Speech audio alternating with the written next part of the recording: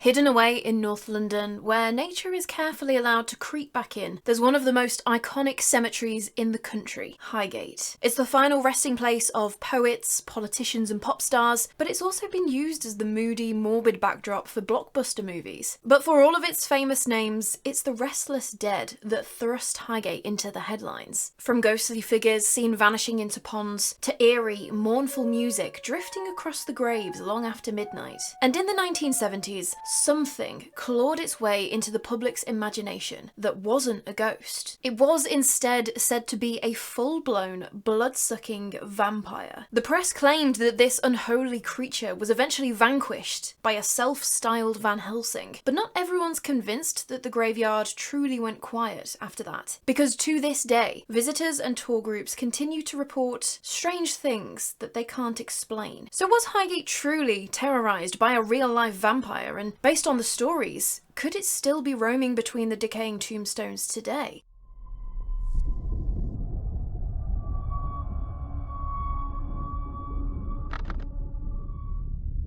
Ever since we spoke about Greyfriars Kirkyard, which feels like an eternity ago now, I have been desperate to cover Highgate. And so I didn't actually plan this very well, but Highgate Cemetery seems to be another place that, just like Clophill Church that we spoke about last episode, was absolutely overtaken by a media storm. Are you sick of the Satanic panic yet? But with all of this drama that cracked off in the 70s that we're obviously going to get all the way into, that wasn't the first brush with the paranormal that this land has had. Because this area in North London was once part of the Ashurst estate, a big old manor house built by a guy called Sir William Ashurst, who was actually the Mayor of London in 1693. So, kind of a big deal. Once he died in 1720, the house passed through his family for a couple of generations before being sold on and leased by tenants. Apparently though, nobody wanted to live there very long, and so the house became super rundown and neglected and was eventually demolished in 1830. But in that time, Ashurst House had developed a bit of a reputation for being haunted. Now, I don't know what specifically happened here. I couldn't find any stories from the older books from the 19th century and the early 20th century that I have access to, but it is interesting that there was that reputation well before anyone was laid to rest here. But during this time in London's history, the earlier part of the 19th century, the city itself had its own problems. It was running out of places to bury the dead, which is not a problem you want to be having, especially not when it got to the point where your dearly departed were contaminating London's drinking water. Fluids seeping into the water source. Not nice. Back then, the only graveyards available were run by the Church of England or were tiny, overcrowded parish plots. Private cemeteries just weren't a thing. Eventually though, Parliament passed a law allowing private companies to set up new burial grounds that the company would then manage. And that is how Highgate Cemetery came to be. The London Cemetery Company was founded by an architect and civil engineer called Stephen Geary, who brought some land from the former Ashurst estate for £3,500. It's one of what's known now as the Magnificent Seven of these new private cemeteries where Londoners could be buried and hopefully not burst out of the ground in a few months due to ridiculous overcrowding. Initially, Highgate was 17 acres with plenty of space for about 30,000 burials. On the 20th of May 1839, the Bishop of London consecrated the ground, and just 6 days later the first funeral happened. It was for a woman called Elizabeth Jackson who had passed away aged 38. But the whole thing about these new cemeteries like Highgate was that they weren't just somewhere to come and contemplate, to pay your respects and look after your loved one's headstone. The vision was that they would become a little destination in themselves with manicured gardens. I mean, you could even bring a picnic to enjoy on a Sunday afternoon on the terrace catacombs at Highgate. So unsurprisingly, this new cemetery quickly became the place to be seen dead. Being in such a picturesque setting with the Egyptian Avenue leading onto the iconic Circle of Lebanon, you really could spend a lovely day strolling about, just never mind the grieving widow. But also possibly don't worry about the smell either, because while you're walking around marvelling at all of these gorgeous mausoleums amongst the pretty gardens, there was a reason for this boom in popularity for being interred above ground. See, people were scared of being buried alive. Something that nowadays we might call an irrational fear, depends who you ask I suppose, but back then it was a reasonably real possibility. And so if you could afford it, you might prefer to be interred in an above-ground mausoleum. More likely to hear your screams to be let out than if you're trying to ring a bell from 6 feet under. However, tombs were required to be completely sealed so that none of your miasma, your vapours, your smells could leak out. Which, first of all, if you're going to get sealed into one of these things alive, I don't think you're going to be screaming for very long, so you'd better hope that the groundskeeper hears you quickly. But also, if you were actually dead, it meant that once your body started decomposing and releasing gases, those gases would build up until the pressure in your coffin was so huge that it could potentially explode open. A bit like Mentos in a Coke bottle, I suppose. That's an image and a half, don't think about that too much. But your miasma would get out that way anyway. That was until they devised a little solution of drilling one tiny little hole and fitting a ventilation tube, sometimes with a little gas flare so that they could burn off your gases. With dignity, of course. But that was just the reality of death care in Victorian England anyway. By 1854, the original Highgate Cemetery was already creeping up towards capacity, but that hadn't stopped affluent families from clamouring to secure their spot. And so the London Cemetery Company purchased more land on the other side of the road that same year, which opened in 1856. And so that's how we ended up with technically two cemeteries, Highgate West, the original older section, and Highgate East, the quote-unquote newer bit, with the two being connected via a tunnel running under Swains Lane. And for decades, Highgate continued to be the place that you wanted to be buried in. It employed a whole team of gardeners and maintenance workers who kept the cemetery at that level of peaceful gardens at one with nature, but still pruned back and looked after so that you could get to your relative's grave, you know? That was until the outbreak of the First World War. Most of the employees were healthy men of fighting age, and so they were called up to serve. And while Highgate was still kept in immaculate condition during this time, it really kind of was the beginning of the end. Further on into the 20th century, the cemetery wasn't making as much money as it once had been. People weren't buying the expensive burial plots, and more graves were being abandoned as relatives died out or moved away from the area. And that all came to a head in 1960 when the London Cemetery Company, the same company who had built it in the first place over 100 years ago, they went bankrupt. Highgate was taken over by the larger United Cemetery Company, but they couldn't turn a profit either, and so basically the gates were shut and the entire thing was just left for Mother Nature to take back. Could you imagine though, you've spent all of this money on a massive family mausoleum back in the 19th century or something, thinking that you were all going to be resting peacefully in this gorgeous monument, only for it to be left like that. Even if surviving family members wanted to come and take care of it, the gates were locked, they were shut out, and so that was that. Highgate Cemetery, for the most part, was largely forgotten about after that, but not by everyone. Of course, as a kid in the area, or really anyone leaning towards a more morbid persuasion, you're gonna want to go and explore an abandoned Victorian cemetery, right? Obviously, there were stories that this graveyard must be haunted, and so local kids, they just love to go and scare each other silly in the creepy abandoned cemetery. Just a great little pastime. And so yeah, people did used to jump the fences and have a little wander around, but apparently they weren't the only ones, as rumours soon started that the old cemetery was being used for black magic rituals. That was just a rumour though, right? There wasn't anything to it. Well,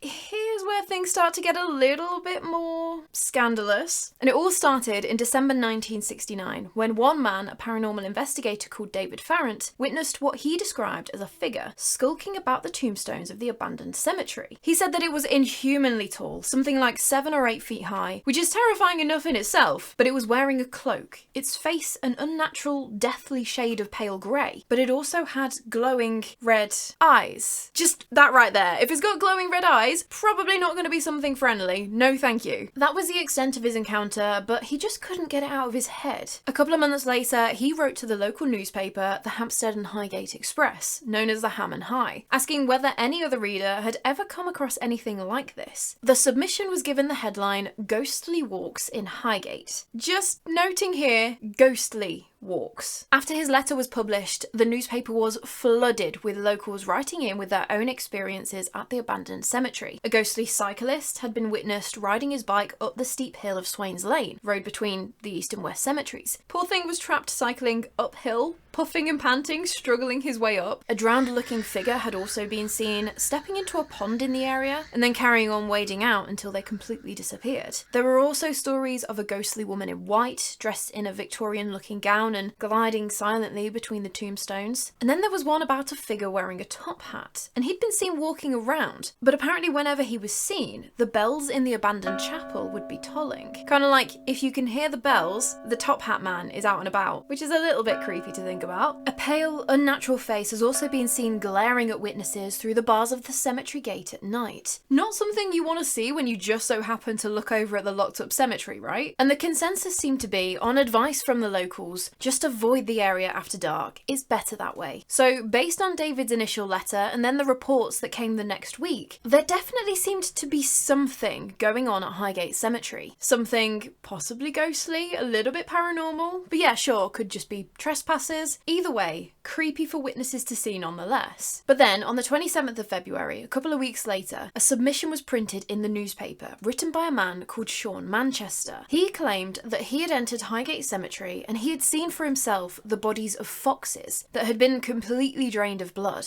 And here is where the conversation started to pick up that maybe Highgate was dealing with a vampire. Seán went on to say that this vampire had been an aristocrat who had dabbled in black magic behind closed doors. His followers had transported him to England from Romania in his coffin in the 18th century, and he had been buried on land that would eventually become Highgate Cemetery. And there he stayed, buried quietly, until the cemetery had closed down. But once the abandoned graveyard had become the site of dark rituals, he'd actually been summoned and risen from his grave, and now he stalked the grounds, feeding on the foxes. It was said that if this undead creature was nearby, the temperature would absolutely plummet, but also that watches would stop working. And it wasn't just that, this entity had actually, supposedly, attacked people, with one man being ambushed as he passed by the gates one night, but then a young girl called Elizabeth had been followed home. I know, just really escalating things here. This girl said that she'd been woken up in the middle of the night to see this tall, dark, shadowy figure standing over her bed. It was in the shape of a man, but his face was inhuman, almost animalistic, which you first thought is obviously, oh, it must be some sort of sleep paralysis or something. But apparently, when she woke up in the morning, she had 2 red marks on her neck. And so that was it. To Seán, it was appallingly apparent that this was a vampire in Highgate, and he vowed that he would put a stop to the creature. Well, you can just imagine the field day that the newspapers had with this claim. All of a sudden, this largely forgotten, overgrown Victorian relic became the centre of a media storm. Within mere weeks, the strange activity reported at Highgate had gone from being something possibly, maybe paranormal, there's a ghost wandering the graveyard, to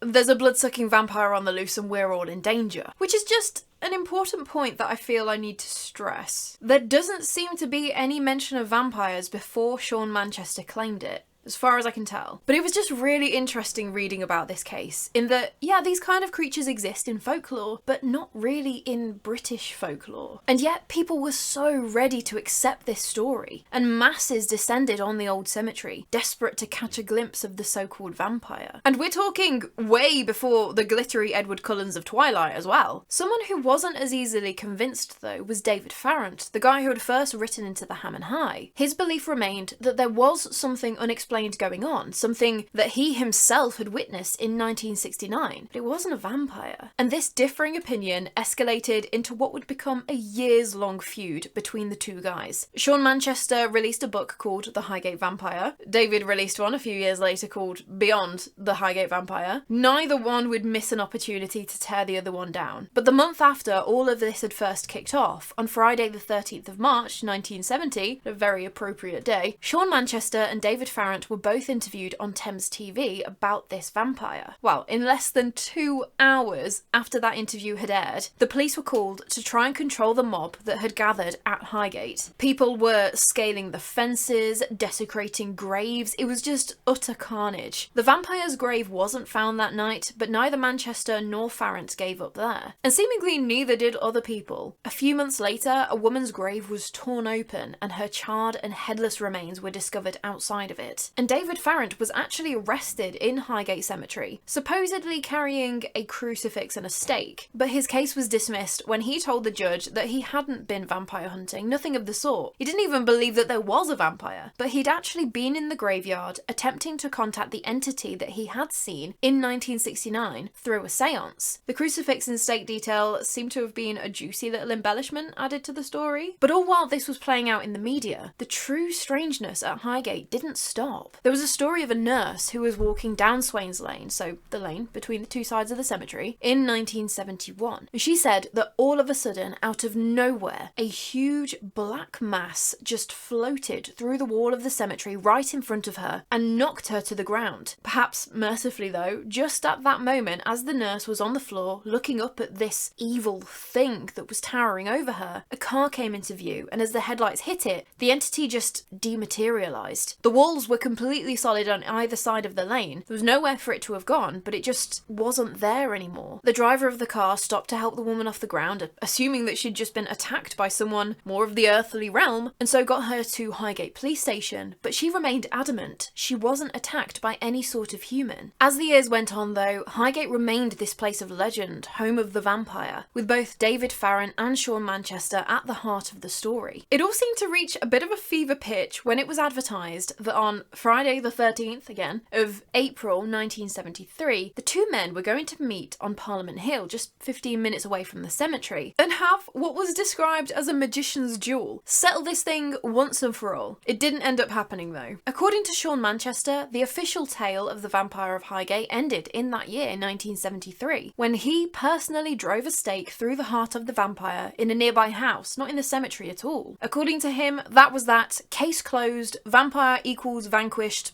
job done. But the drama surrounding the vampire only continued, with David Farrant being arrested again and actually found guilty this time in 1974 on charges relating to witchcraft and desecration at Highgate. But even as the mainstream moved on, David and Seán continued their feud right up until David passed away in 2019. But that is essentially the story of the Vampire of Highgate. Supposedly, according to the guy who brought the notion of the vampire to the press, it's been gone since 1973. But I mean, a story like that, that's not just going to disappear, is it? And so people with a morbid curiosity continued to gain entry to the crumbling, overgrown cemetery, seeing what they could see for themselves. But as the state of the graveyard itself was deteriorating rapidly, with nature trying to take back over, the organisation the Friends of Highgate Cemetery was founded in 1975. In 1981, they secured the freehold to the entire cemetery, and since then, they've been working tirelessly to restore and repair it. And it's because of their work that Highgate Cemetery is once again open to the public. You can pay to access the newer east side and have a wander about, and see the final resting places of people like Mary Ann Evans, also known as George Eliot, or even Karl Marx, Douglas Adams, and Jeremy Beadle too. The west side of the cemetery is also accessible, but only via guided tours, but it's where George Michael is buried, as well as Charles Dickens' wife and parents, but also Charles Cruft, the founder of Crufts, the dog show. Something I didn't actually know though until I started researching this one was that Highgate is now an active burial ground again. You can pay to be buried here. A cremation grave in the east side can be yours for just under $6,500, or if you want to be bougie and hang out with George Michael on the west side, not quite Club Tropicana, but you're gonna have to make do, you can purchase an actual burial plot for just north of £56,000. And to this day, there are about 170,000 people buried across the two graveyards, and the Friends of Highgate Cemetery are very clear online, and rightly so, that this is an active graveyard. It is a place where mourners lay their loved ones to rest, and this is first and foremost what Highgate should be remembered for. They want absolutely nothing to do with the reputation that it developed in the 70s. Paranormal investigations are absolutely outright banned, and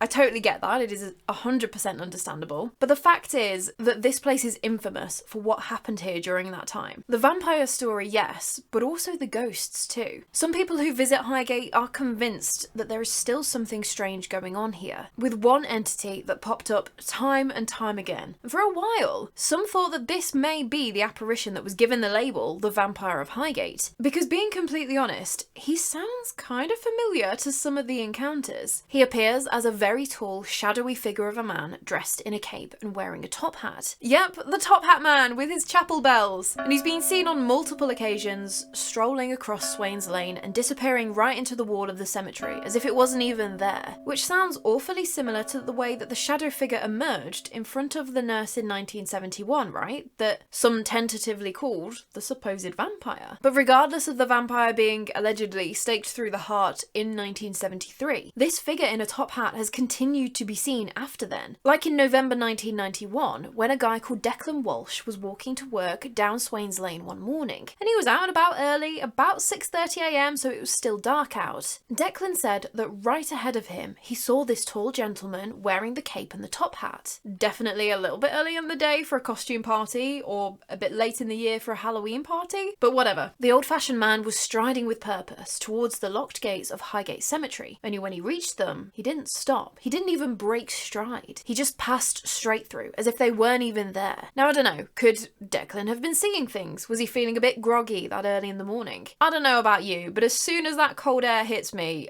I'm pretty much awake by that point, so less likely to be seeing things maybe? Maybe you're still half asleep and you're a little bit tired, who knows? But then, around Christmas time in 1996, there was another encounter when a taxi driver called Deborah pulled onto Swains Lane at about 4 in the morning. She was about to pull up onto the curb when she felt the taxi inexplicably slow down from 30 miles an hour to 5. Obviously, she was very confused about this seeming loss of power, and so she tried shifting gears, thinking that it was something that she had done wrong. But at that moment, she looked back up into the road in front of her to see a man standing at the top of the lane, looking down at her. She distinctly remembered him as wearing some sort of Abraham Lincoln style outfit. So that Victorian style with a top hat, like so many other witnesses had seen. Only instead of walking through gates as other people saw, this time he actually interacted. He raised his hand towards Deborah in a kind of motion that he was signalling for a cab. Deborah, being a taxi driver, obliged and drove forward to pull her car level with where this guy was standing. She opened her door and went to get out while asking the guy, "Are you okay? Do you need a lift?" But at that moment, she just got that gut feeling like something wasn't right. This is not a good situation to be in, and so in an instant, she changed her mind, shut her door and drove off, leaving the guy in the top hat watching her go. She did feel really guilty looking back in her rearview mirror, seeing him looking a little confused, but as her eyes flicked to the road and then back into her rearview mirror to look at him again, he'd gone. Just completely disappeared in a fraction of a second. Similarly to before, there was nowhere for him to have gone with the high walls on either side. He was just not there anymore. Driving away alone at 4 in the morning after witnessing that, I can't even imagine trying to rationalise that one. And so it obviously really seems like this figure in a top hat is connected to the cemetery, and there are a few theories on who he could possibly be, but the reality is that we just don't really know for sure. When Deborah, the taxi driver, got chatting to some locals in the Flask, a pub close to the cemetery, they told her that, yeah, he's been seen for many, many years. The legend at the time was that he had been in love with a woman, but unfortunately she'd passed away and was buried in Highgate. So after he eventually died, he was forever stuck wandering the area and visiting her grave, waiting for her to join him, so the story goes. But there was another theory as to who this sharply dressed gentleman could be. Tragically, in 1856, a man called James Henry Fellinay ended his life at Highgate Cemetery. Once police officers arrived on the scene, they found 2 letters, one addressed to a Miss Partridge and another to his parents. These letters talked about quote-unquote love worries before signing off with the particularly heartbreaking line of, "I can write no more." James was 19 years old and went on to be buried in the West Cemetery on the 11th of December. He'd been from a particularly affluent family, and so perhaps some thought that because of the way that he died and where he died and was subsequently buried, that this ghostly man in a top hat could be him. We don't know what that letter to Miss Partridge said, whether Miss Partridge had even possibly been the woman who had passed away and was buried in the cemetery like the legend was told by the locals, and maybe that's why James did what he did. There's just a big question mark over that. But even as I'm saying all of that out loud, some locals did write into the newspaper about witnessing a woman in a white Victorian dress, didn't they? Could she also be connected somehow? Is she Miss Partridge? I don't know, this is just pure speculation. I just like a nice this complete tragic love story, you know? But there are other entities said to still be roaming Highgate to this day, with another pretty infamous one, an older lady. Different to the lady in white, this woman is said to be seen racing between the gravestones in the East Cemetery only, frantically searching left and right, her knotted grey hair billowing out behind her, and her story goes is that she is desperately trying to find her children who are buried in the graveyard. But in a horrible twist, it was her who murdered them in a fit of rage. Her story seems to have first come about in Peter Underwood's book Haunted London, where he claimed to interview two people who saw this apparition at the same time from two different angles. But we don't know who these witnesses are and where this backstory has come from. Unfortunately, cases of mothers turning on their children are horrific, but they do happen. So without any more details, we can't really verify her story specifically, although there was a harrowing discovery that may or may not be connected with her. And just skip ahead if you don't want to hear it, but on the 8th of January 1845, the newspaper The Morning Chronicle shocked readers with the news that a group of young boys had been playing in the area of what would eventually become the East Cemetery, and they'd been having a grand old time playing and climbing about in a tree when they found a black bundle at the bottom of the tree trunk that they had climbed down into. Inside that bundle were the partially decomposed remains of a child who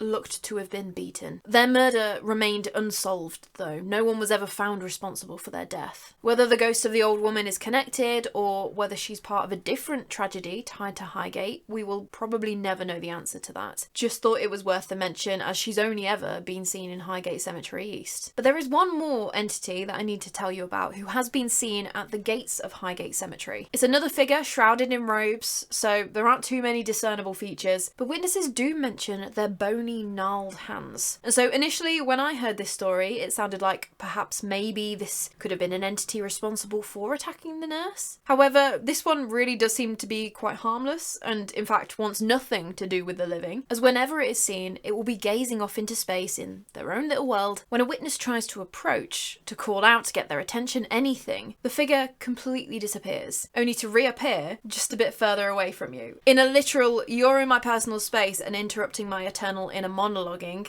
kindly leave me alone. Certainly doesn't seem to be a protective gate guardian thing or anything like that in that case, but I can absolutely empathise with avoiding people. Introverted till I die, and then some. But sometimes it's not figures that are seen, but sounds that are heard. A mournful piano melody has been heard playing in the middle of the night over the East Cemetery, which is just the last thing you want to be hearing in a graveyard, really. But then also, people claim to hear the shrieks and wails of a banshee. Whether it actually is a ghostly woman from Irish folklore, or it is just the local wildlife now they're not at risk of being drained by a vampire, who's to say? So, at any point in time, was Highgate really home to a vampire? I have my own thoughts on that, and I'm sure you have yours, but what is undeniable is that for a brief moment in its history, this crumbling, abandoned cemetery became the epicenter of a modern urban legend, fueled by the press and kept alive by those who desperately wanted to believe. But long after the headlines faded and the gates were officially opened to the public again in a new lease of life for the graveyard, the stories of strange things in Highgate Cemetery just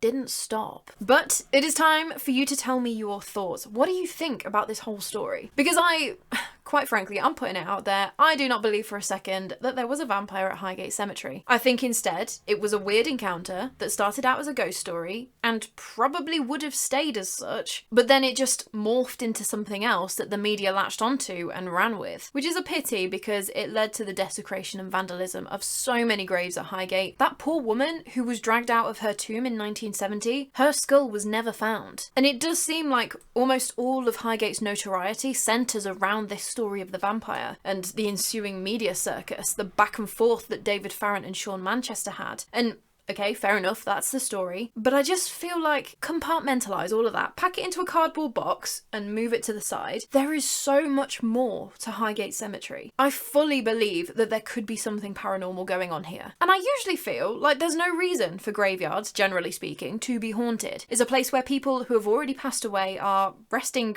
hopefully peacefully. But this place is more than that. Nowadays, you've got lots of people passing through it as it's a visitor attraction, all bringing their own energy energy. There have been people who have tragically lost their lives in horrendous ways within the cemetery itself, but then also maybe the ghosts are former residents of the land. I need to know what gave Ashurst Estate the reputation that it was haunted. I'm gonna have to dig into that. But do tell me where you sit with the whole thing. Do you disagree with me and you're convinced that there was a vampire stalking Highgate in the 70s? Was it a ghost instead? Was it all completely just made up on a slow news day and evolved into what we have now? Tell me all of the things. And if you enjoyed this video, do let me know by leaving it a like. It seems that my hype button has returned to me as well, so if you fancy hyping the video too, that would be awesome. And make sure you're subscribed if you're not already. You're a lot cooler if you do. But anyway, that is all from me today. Go get a drink of water. Please stay hydrated. It's great for the skin. I cannot wait to chat with you more about the morbid, mysterious and macabre. So until next time, sleep safe.